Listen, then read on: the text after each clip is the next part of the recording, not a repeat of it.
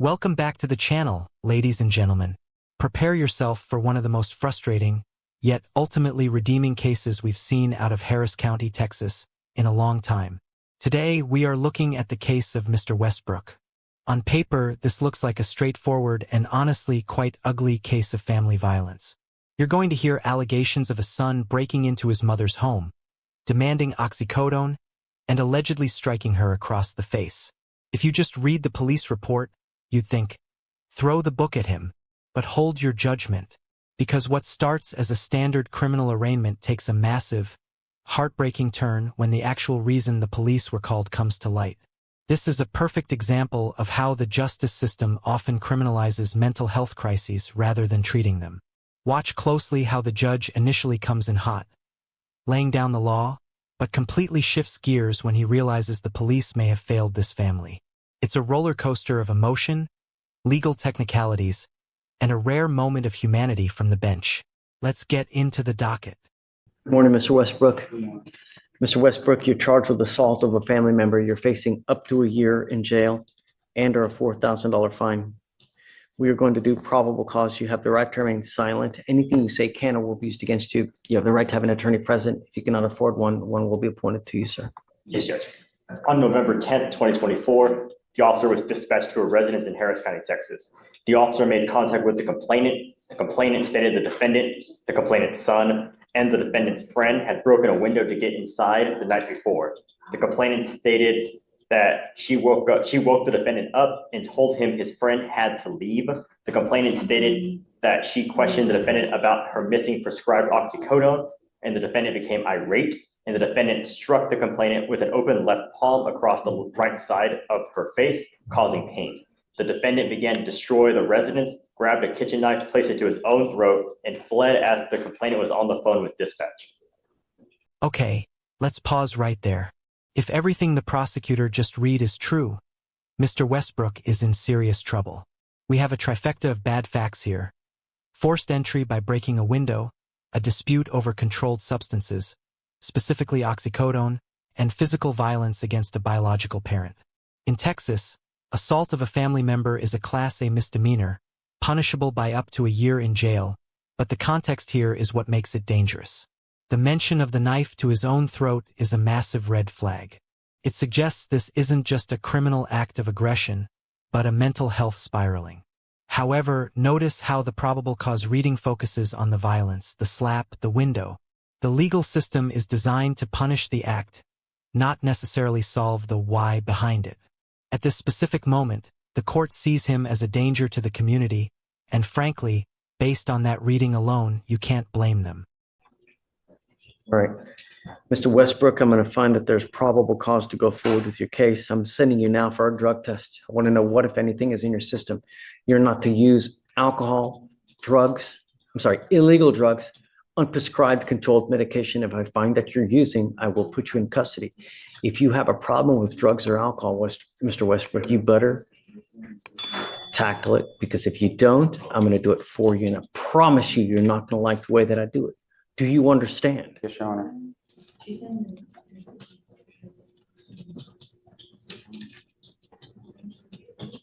Man, talk about a stern warning. You can feel the temperature in the room drop. The judge is employing a very classic scared straight tactic here. He is issuing a bond condition regarding sobriety, but listen to the phrasing, "If you don't tackle it, I'm going to do it for you." That is judge speak for, "I will revoke your bond and let you sit in a concrete box until you sober up." It's interesting because at this stage, the judge doesn't know the full story yet. He's operating on the assumption that this is a drug-seeking behavioral issue based on the oxycodone mention. He's establishing dominance early to ensure compliance. But I want you guys to keep this specific energy in mind, because the contrast between this version of the judge and the one we see in about 10 minutes is absolutely wild. It shows how dynamic these hearings can get once the facts actually come out. It's now, 12:10. All my lawyers are gone, and I need to get the results back, but it's not going to be. So we need to roll this case to either, tomorrow, Friday, come back, and we can finish what we're doing. Now it's just too late. for us to get the results and finish everything up. I'll let you pick whatever day you want to come back, but we have to come back and finish. Sir, How old are you? I'm 19, sir. What do you do for a living? Right now, I'm just working at a fast food place, trying to get back into college. Who do you live with? My mother, well, that's who I was staying with. I don't want to talk about the case. I only want to know what you're doing in life and see. I'm trying to get back. I'm trying to go to college. I'm at trade school to become a welder. That would be fantastic. I tell you what, there's no better way to make a killing than getting a trade like that. Then it's a great idea, Sure. right? Unless you want to go the school route, either way, but you got to do something because now is the time that you build your life, not at 46, at 48 to try to say, well, you know what, I'm going to go to college now. Most people have their careers by then. This is the shift. This right here is what separates a rubber stamp magistrate from a judge who actually cares about the outcomes in his courtroom. Just a minute ago he was threatening jail time, but now he's asking about the defendant's life goals. The defendant is 19 years old. He's at a critical pivot point. By validating the kid's desire to go to welding school, the judge is doing something subtle. He's building a rapport. He's telling the defendant, I see you as a person, not just a case number. Question for you guys. Do you think judges should spend time giving life advice like this, or should they stick strictly to the law? I personally think this holistic justice prevents recidivism, but drop a comment below. Does this make the judge soft or smart? Because frankly, if this kid becomes a welder, he's a taxpayer. If he goes to jail, he's a tax burden. Sure. All right. So, we're going to send you for a test now. We'll have you come back and then, we don't.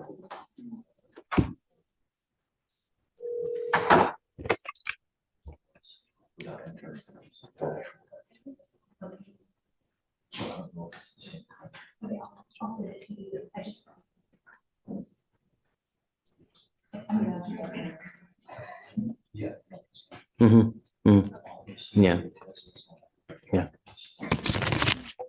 Do you know the complaining witness? Have you guys reached out to this person? No, Your Honor.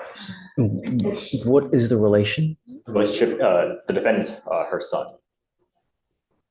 That's the mother, Your Honor. The complainant. So the complaining witness in this case is mom. Mom. Yes, Your Honor. I want you to understand something, Mr. Westbrook, that I'm issuing a protective order and your mom is now labeled as a protected individual. You cannot commit family violence or an assault against this person, commit an act in furtherance of an offense under section 42.072 of the Texas Penal Code, which is the stalking statute. You cannot threaten, harass, use another person to communicate a threat or harassing behavior. What you need to understand is what is threatening or harassing doesn't matter what you think. It's how she perceives. So if I go like this, is that threatening or harassing? It most certainly is. And it can land you back into jail if you threaten or harass your mother. Do you understand? Is she here now? This is a crucial legal explanation that gets a lot of defendants rearrested. The judge is issuing a magistrate's order of emergency protection, MOEP. But catch that definition of harassment? He says, it doesn't matter what you think. It's how she perceives it. This is the legal trap. You could send a text saying, I love you, Mom. But if Mom is scared of you, that text is a violation of the order and a new criminal charge. This subjective standard is necessary for victim safety, but it puts the defendant on razor-thin ice. One wrong look, one gesture, and he's back in cuffs with no bond. The judge is making sure Mr. Westbrook understands that his intentions are now irrelevant. Only his mother's reaction matters. It's a strict liability situation that requires zero contact. I want to send it right now. So what we'll do is, guys, this is Westbrook.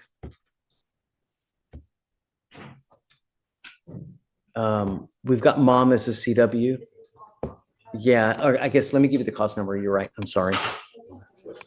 It's 253-8133. My concern is that when we have these cases and no one has spoken to the complaining witness, I order no contact. How are we going to do that here? Let me see, 35. I can step out and try to contact her. Yeah, do you mind? Let's see if we No, I don't can, mind. please. All right, so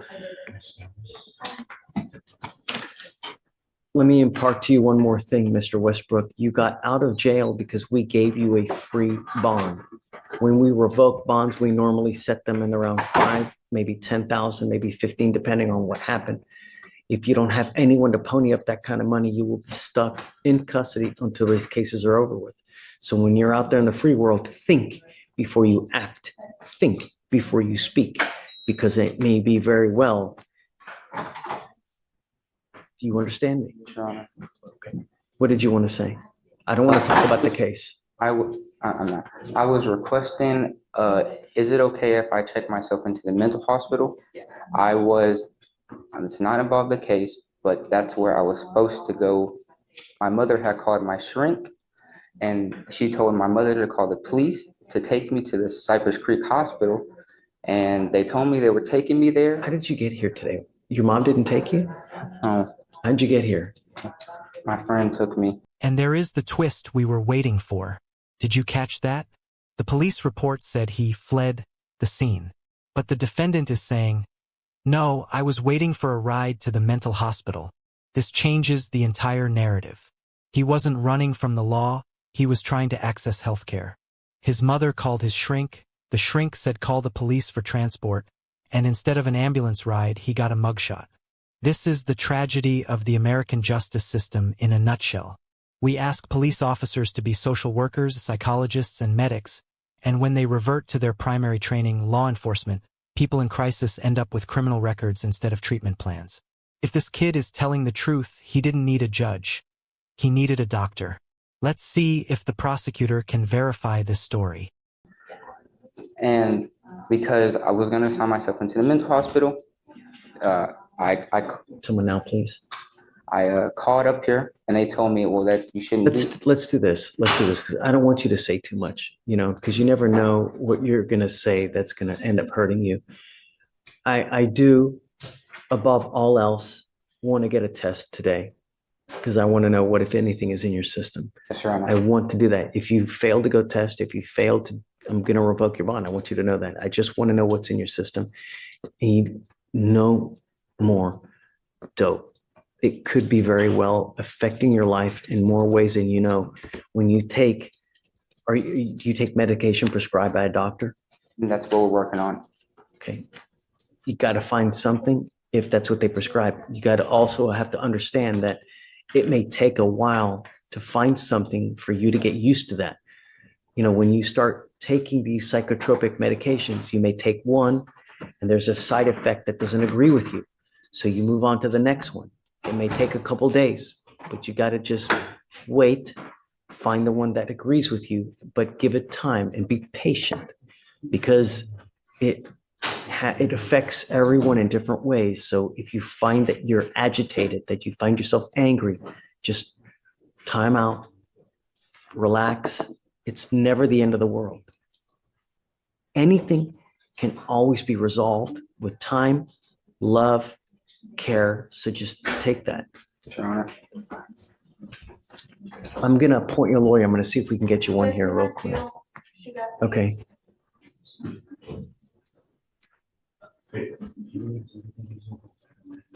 Jillian, this is Mr. Westbrook. We're going to have him just sign conditions. We'll send him for a test now.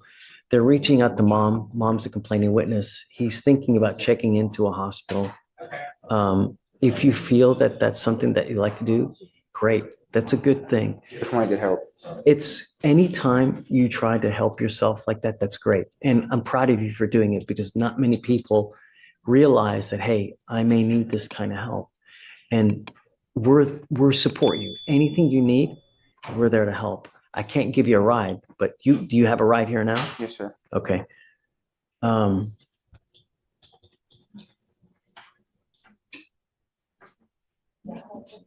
I guess bear with me a second. Just take a seat for me. I just want to wait to see if she was able to get in contact with your mom. Once we do, I'll bring you back up. We can talk. Okay. Thank you, Mr. Westbrook. And good job for coming, huh? Would you like him to return to address results? We're not going to return.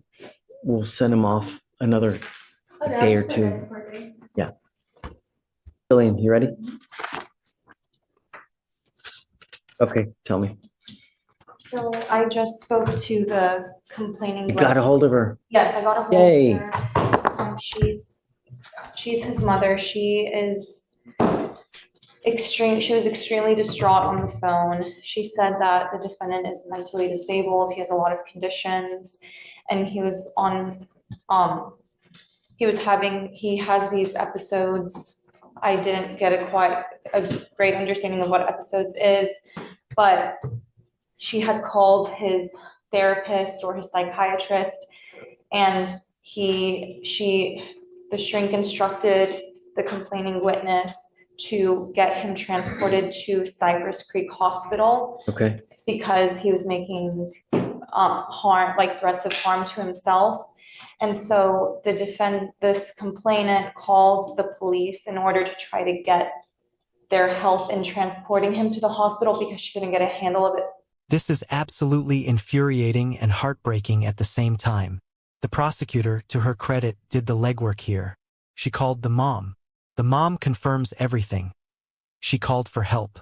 She wanted him in a hospital because he was a danger to himself, not because he was beating her. The police report alleged an assault, but the victim is saying, no, he was flailing his arms during an episode. This is the difference between mens rea, criminal intent, and a medical symptom. Imagine being that mother. You're scared for your son, you call the professionals for help, and then you watch them drag your son away in handcuffs and charge him with assault. The guilt she must be feeling is immense. This highlights why so many families hesitate to call 911 during mental health episodes. They are terrified of exactly this outcome. So she says it was never an assault in progress call and not one that she intended to make. She said when the police asked if the defendant was hurting her, she said no. So she is very distraught as to why this was filed. Did an assault occur? She says that when he's having episodes, he flares his arms around and sometimes it could strike her, but it's not like intentional, is what she said. And she said she's not afraid of her son. She is upset that this happened when they were supposed to help him. She was just very distraught, Judge. And I don't It have really any. makes me mad how people ask for help and then, instead of taking someone or helping someone into a facility, they just arrest because it's easier to arrest. We've literally So set up a system now to where it's just as easy to not arrest them and they the still hell arrest is them. what I don't understand people. I can see if they didn't take them to Cypress Creek, they took them to wherever the designated location is, but there's a whole, it's just as simple now to take them where they need to go. Yes, finally, the judge is saying the quiet part out loud. Listen to the frustration in his voice. He is calling out the lazy policing that led to this mess. He explicitly says, it's easier to arrest. And he's right. Taking someone to a psychiatric facility involves paperwork, waiting times, and medical clearance. Arresting someone? That's quick. Officers clear the scene and move on. But that efficiency destroys lives. It is incredibly refreshing to see a judge who recognizes that his courtroom is being used as a dumping ground for the healthcare system's failures. He knows this kid shouldn't be standing in front of him. This is a righteous rant, and frankly, we need more judges who are willing to call out the police when they opt for handcuffs over hospitals. No, I agree, Judge. I don't We need know. to start holding people accountable. Yeah. Yeah, she's very distraught and she So, said that he's on the way to. Did an assault occur? She says no.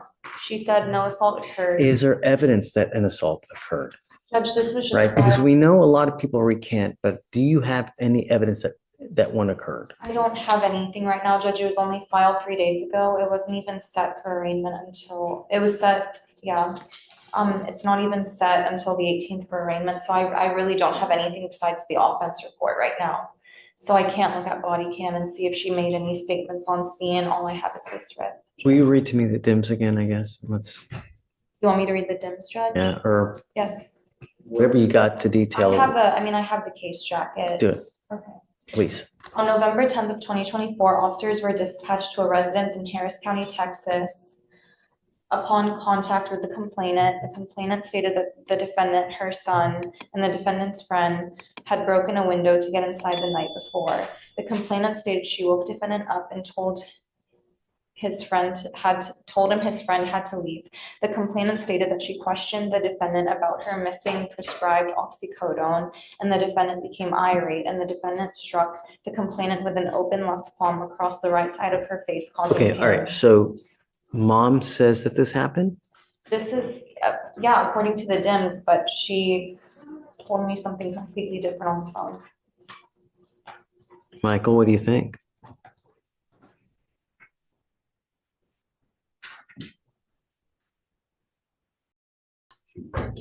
She's recanting, yes. Is this a bond? Are you approaching on bond condition? No, No, Okay, PC? just on PC. PC. Okay. Ultimately, what's happening is she called the police in an effort to get mental health help. But what ended up happening is they just took him to jail. Now, she allegedly does say that assaultive behavior did occur, but now she's saying something completely different. What's right? Yeah, Judge, I mean, what they do this all the time. They say what actually happened to the police, and then they'll recant the second someone goes to jail. They want them out of the house to be safe because they're in danger at the time. And then when they realize the person actually went to jail and is being held accountable, they call us and tell us, well, nothing happened. I think at this point. I mean, I know it takes that. some time to watch the body cam and listen to the 911, but I think what she said at the scene is what we need to go off of based on PC. And what she's saying to us in the RIP call, we need to evaluate the case at that point. But what's in the offense report, what she told police at the scene, should judge how we evaluate PC for now. and I was gonna say, I would disagree. It's not your run-of-the-mill recanting, because the first phone call that was made was to his psychiatrist. And his psychiatrist says, call the police so they can transfer him to the mental health hospital. And so that's what she did based on the advice of his doctor. And so That's according to what she told me, Judge, that she called the shrink. Well, she called the person a shrink. So I don't know if it was a therapist or a psychiatrist, which is why I'm saying shrink. She told me that she called them first, but again, that's going off of her word. And if she's recanting now, I don't know how much. I think that for now, I'm going to find it. Okay. But I guess. Judge, in lieu of any drug testing right now, I mean, he can go today, but as far as like resetting him for tomorrow or Friday, he is Come up, supposed to Mr. Westbrook. he is supposed to be checking in today, as was the plan last week. Is that okay with the court? I'll get the proof that he's checked in. They've got a bed ready for him, and he's supposed to be going in today to the hospital. I'd like to test you real quick because I just want to know what's in your system. Will you go to the hospital afterwards? I think it may be a good idea. You know, your life is valuable. You have only one. When you take a catastrophic move where it's you harm, it's something, it's not like Target, you can return it. You can't, there's some things that you just can't come back from. If you have patience, then anything can be achieved. So don't make rash decisions. Take time, take care. We're here to help you as well. I want to help you. The goal for us is to have you leave better than you came. And if you give us time and be patient, we can help you with that. I have all kinds of resources, have all kinds of things at our disposal to help you. All you have to do are two things. Come back and stay in touch with Jillian. She's great. She will help you with whatever you need. She has a direct line to me that she can always call me. If you need anything, we have resources to help you out. But you got to stay in touch with us. And I think that that's a good call. If you make it down there, let me test you real quick. I'm not going to have you come back. Just go directly there to the Cypress place right after.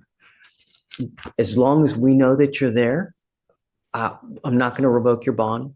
We will let you just take time that you need to go do what you need to do. But I got to know that you're there. Sure. If I don't know that you're there and I think you're out monkey business and not doing what you're supposed to be doing, I'll issue a warrant. I don't want to have to do that. So just please stay in contact with us. Do what you say you're going to do, and good things are going to happen. I promise. Sure. You can always get a hold of us. If you ever need anything, just come back here as well. We're always willing to help you with whatever you need. Do you have any questions? Okay. Let's set it off a week. I don't want to do a long one just to make sure that we stay kind of close with Mr. Westbrook. You know, she'll give you her number so that you can always get a hold of her. Okay. All right. But we'll also take care of costs. You won't have to pay for anything. So don't worry about the money. All you got to do is show up and stay in touch with Jillian. Sure. All right. So, quick question. When I do get out the hospital, just let her know that I am getting out the hospital, correct? So what happens is usually when you check in, we'll get a rough kind of figure for how long you'll be there. I don't know. It could be a day, it could be 2 days. The idea is to get you as the best way you can. And it may take a day or two, it may take a week. I don't know.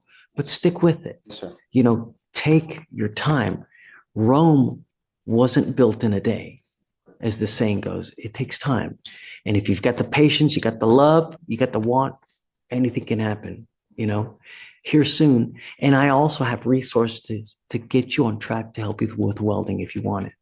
I know people and I'll help you out with it. If you help me with yourself, I will help you with the job aspect afterwards. I promise. Sure. You know? Wow, just wow. Remember how this video started. You're not gonna like the way I do it. Now look at where we are.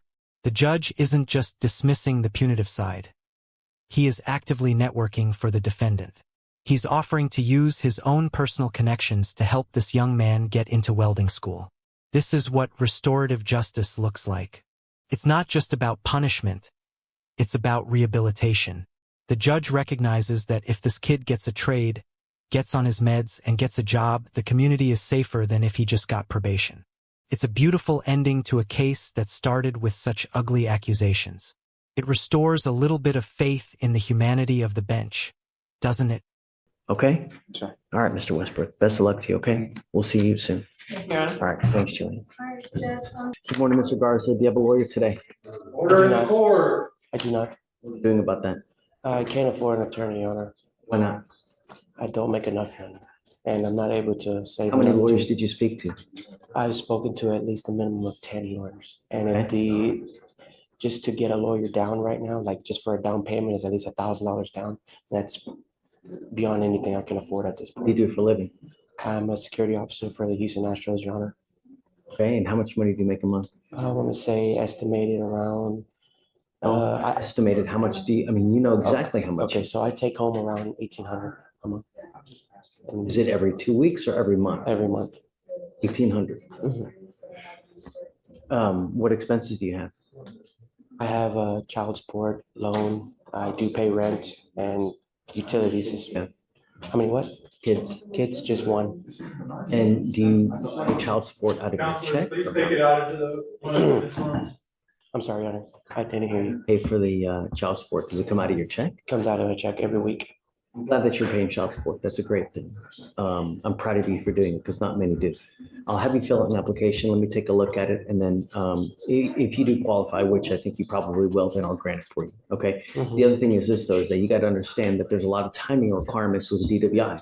And if you don't hire a lawyer quick enough, it's very possible that your driver's license gets suspended and you're not able to drive. Do you have a Texas driver license? I do, still valid. Okay. And you, Pending hearing, Your Honor. sorry, say it again? Pending hearing with For the- Texas Department of Public Safety. Got it. Okay, so just beware that that's an important hearing. You could lose your license, so. The lawyer we give you now is not gonna do that. That's something that you're gonna have to do on your own, or you typically will hire a lawyer to represent you in that hearing. I think it was a $200 some So dollar. I don't wanna, but that's something that you can do on your own. We pay for the criminal case, not for your, because that's a civil case. Okay? All right, if you wanna get on over there, we'll give you an application. What a case. We went from a violent assault allegation to a revelation about a failed mental health intervention, and finally to a judge offering career mentorship. Mr. Westbrook's case is a perfect case study on why context matters. If the court had just followed the police report, a 19-year-old in crisis would have been branded a violent criminal. Instead, because the prosecutor did her homework and the judge had patience, he's getting the medical help he actually needed. The second case with Mr. Gar at the end there just reminds us how expensive justice is. Working for the Astros but still can't afford a lawyer? The system is tough. If you found this breakdown as shocking and eye-opening as I did, please make sure to hit that like button. It really helps the algorithm show this to more people. Share your thoughts in the comments. Did the police fail Mr. Westbrook? Or were they just following protocol? And don't forget to subscribe for more jaw-dropping courtroom breakdowns. Stay safe and see you in the next one.